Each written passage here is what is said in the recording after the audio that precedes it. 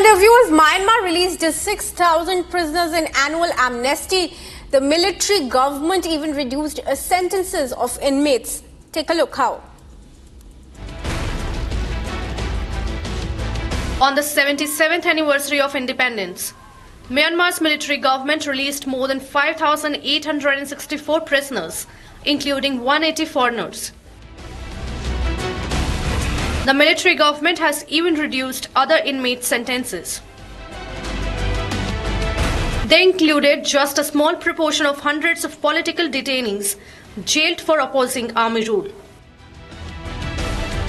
Several buses carrying these prisoners arrived as their families and friends anxiously waited for the release of their loved ones.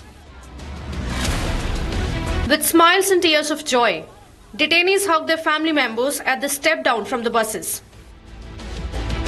Although there were no signs of release of leader Aung San Suu Kyi, who was held virtually by the military,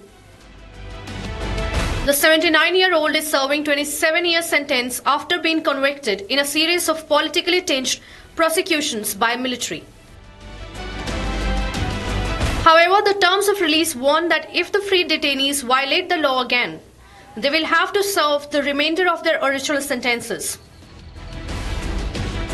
In Myanmar, mass prison releases are significantly common on holidays and other important occasions. Myanmar has been in turmoil since early 2021 when the military overthrew an elected civilian government and violently suppressed pro-democracy protest. Meanwhile, prisoner releases can take a few days to be completed.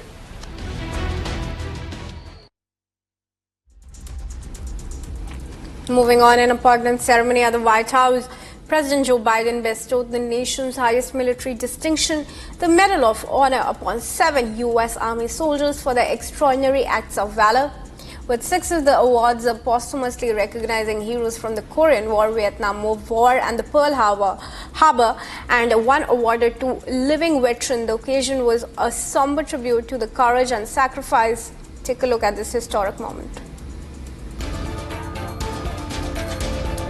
President Joe Biden awarded the Medal of Honor, the nation's highest military award for bravery, to 7 U.S. Army soldiers in a White House ceremony. The Medal of Honor is the United States Armed Forces' highest military decoration and is awarded to recognize American soldiers, sailors, Marines, Guardians, and Coast Guards for distinguished acts of service in various battlefields. For Joe Biden, it was the last time he graced such an occasion as the Commander-in-Chief of the U.S. military. As a Commander-in-Chief, this is the most solemn occasion that I participated in my 4 years every time we do this event. Secretary Austin, Secretary Wormuth, Chairman Brown, General, it's good to see you. Representative Case, Castro, Ryan, and Cano. Most importantly, veterans, service members, and previous Medal of Honor recipients. Today is the final time as Commander-in-Chief, and I'm deeply privileged to honor 7 Americans. In a somber note, Biden felicitated the military men, irrespective of the race and rank, who served the call of duty with US's highest and oldest gallantry recognition.